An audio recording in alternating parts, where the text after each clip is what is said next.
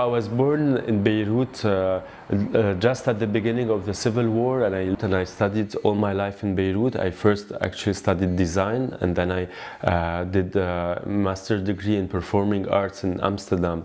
But all the time I was interested in video and moving image. I still consider myself as a video artist, although I do a lot of other things, but moving image is always the essential, the start of every project that I'm working on. The questions that I started working with were questions related to the city, after the war, the destruction, the questions of ruins because of the war, ruins were, historical ruins as well. So this question of decay was always an essential part of my work.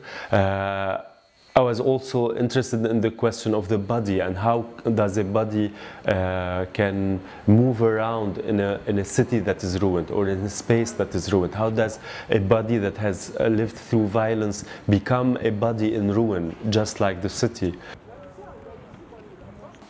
So this is not a real skull, it's a replica. This is a terracotta skull from Italy. I think it's from early 20th century. I bought this in an auction house in Paris.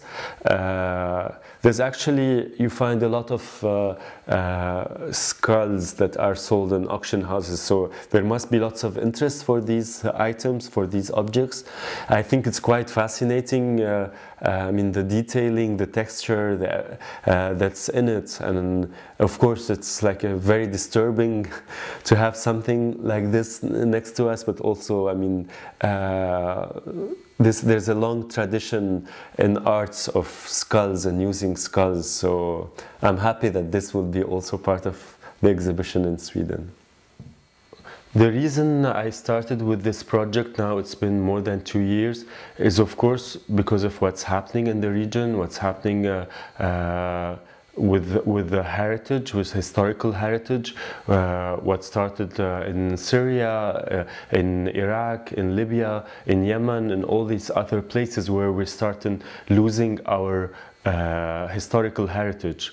And at the same time, we see like other parts of the Arab world where they are now starting to build museums and to do archaeological diggings to fill these museums. So there's these two things happening at the same time. Some places where the nation state is falling apart, and other places where they are building, in the start of building a nation state.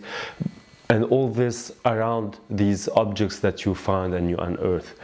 So that's how, in this geopolitical context, I started to want to look at these objects. How do we look at them? How do we use them? How do we tell stories around them? And where does the truth lie? Part of my project, I use the museum, or what the museum does to the spectator as an expectation.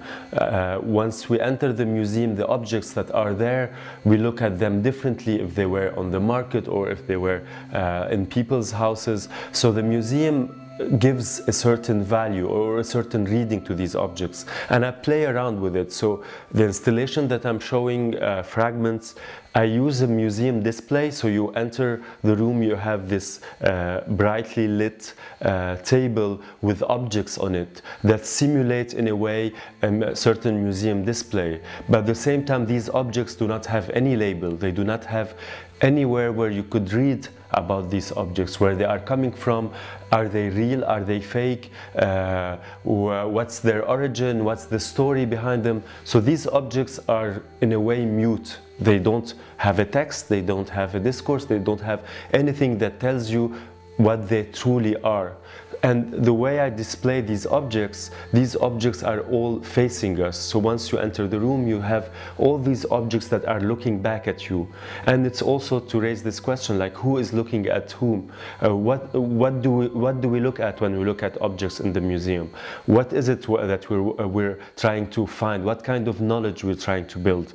And the absence of text or meta text with these objects makes us look at these collection of of fragments for what they are. So we are looking not at this statue because it's represent a certain culture, a certain history, but we're looking at the shape, at the texture, at the object as an object. And I'm trying to see, do these objects have a power to speak to us without the museum discourse? So you enter the museum with a certain expectation, and then I play around with this expectation.